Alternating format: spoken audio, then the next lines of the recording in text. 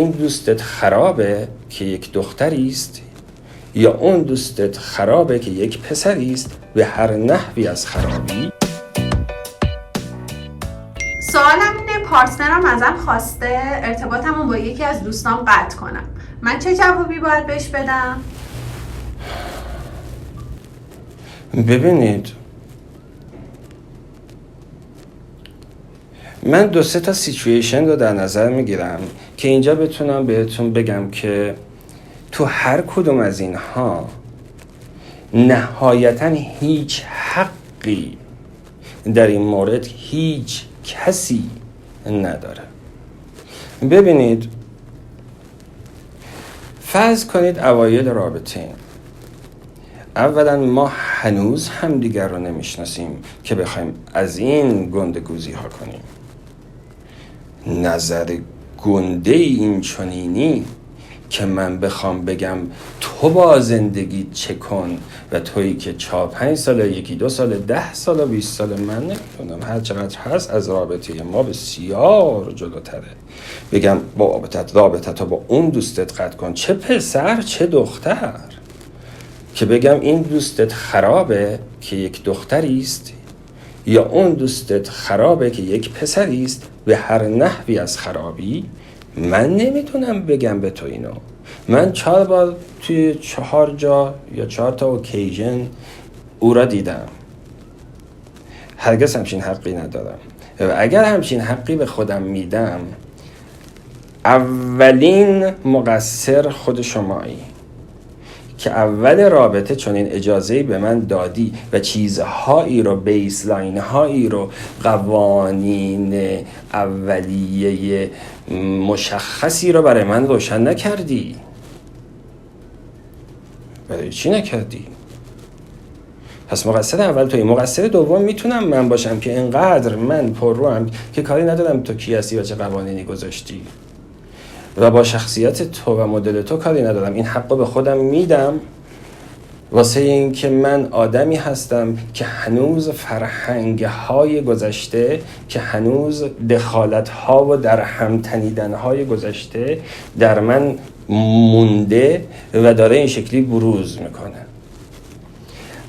این میشه اون وقت ایراد من. به هر طریق اگر هم من یا همچین جسارتی کردم، تو 2 تا راه داری. یا باید ببینی که اگر من این چنین شخصیتی دارم، شخصیت به چیزی میگن که یک مجموعه از کاراکتریستیک ها و صفاتی است که پایدار شده است، اگه اینم تو باید بذاری بری، اصلا دیگه بحثی نداری با منو باید ول کنی بری، چون من فردا و پس فردا این بحث رو ول نخواهم کرد. هرگز. جایهای دیگه، دخالتهای دیگه خواهم، چون کاراکتر منه، شخصیت منه، در من ثبات پیدا کرده. این وان تایم نیست، این یک اینسیدنس یا یک اتفاق یه دونه ای نیست. برای همین من مثلا میمونم که چرا تو میمونی، اصلا بحثی هم نداره، خداحافظ، هیچی هم نگو، فردا برو بلاکش کن. اما اگر احساس میکنی که این وان تایمه، من بر اساس هایی یه چیزی گفتم که فکر نمیکنی تشخیص ست اینه که من دفعه 2 و 3 و 4 و 5 نیست در کار که بخوام هی به تو از این گیرا بدم و از این تصمیم ها برای زندگی تو بگیرم. اون وقت میگی نه عزیزم، این چه حرفیه؟ مگه ما همچین حقی داریم که به همدیگه دستورهای این چنینی بدهیم؟ مگه ما اصلا هنوز اونجاییم؟ اگه اونجایی هم وجود داشته باشه، ما هم اینجاییم، اولشیم. لطفاً از این دخالت ها در زندگی من هرگز نکن. این بار به خاطر اینکه منو نمیشناختی چیزی نمیگم و میگذرم ازش، اما next تایمی در کار نباشه. خیلی ممنونم ازت، متشکرم. یه وقت دیگه ای هست که ما عمریست با هم زندگی میکنیم. این عمر که میگم شاید 3 ماهه که با هم زندگی میکنیم شاید 6 ماهه، شاید 2 ساله و 1 ساله. باز شرایط متفاوت وجود داره. اصلا من مشکلم با سوالات اینه که شرایط توضیح داده نمیشه، چون اصلا مردم ما دنبال یک جواب کلی هن که برن همش رو اجرا کنن تو هر شرایطی همون رو اجرا کنن که نیست. واسه همین من مجبورم برای اینکه از این توهم درشون بیارم خودم سیچویشن های مختلف رو مثال بزنم که اینا حداقل یاد بگیرند فرهنگ سوال کردن رو. حالا فرض کن تو شرایطی قرار گرفتیم که این دوست شما هر که هست مزاحمت‌های مکرر برای ما یا شمای تنها ایجاد کرده طی این مدت قبل یا طی مدت قبل‌تر که من اصلا تو زندگی شما نبودم و شما آماده هستی، آماده یک تلنگری، یک سکند اپینیونی، یک نظر دومی، یک کسی که دوستش داری یا قبولش داری هستی که او هم بگوید این دوست رو ولش کن، چون قبلا خودت آسیب یا شرم یا بی‌آبرویی یا کشوندن سطح تو به پایین از این آدم که دوست توی قبلا دیدی و چیزهای دیدی. حالا به هم میگی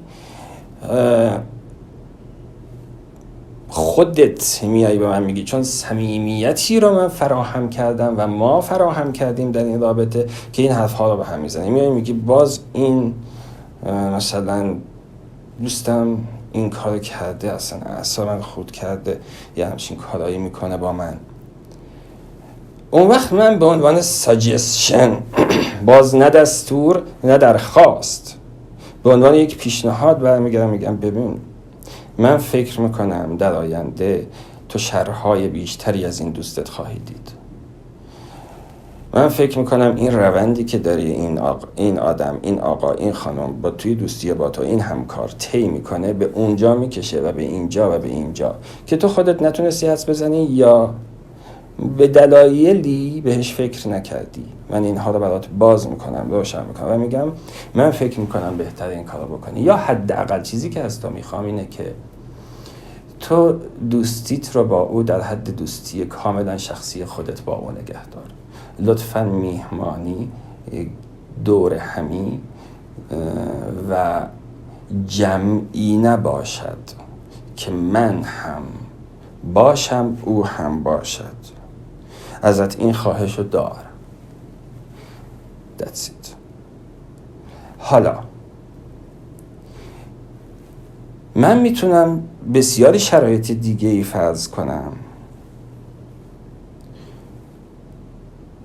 که الان یه چیزهایی این وسط تو ذهنم آمد و رفت. اگر شما فکر میکنی شرایط خاصی هست بگو. والسلام.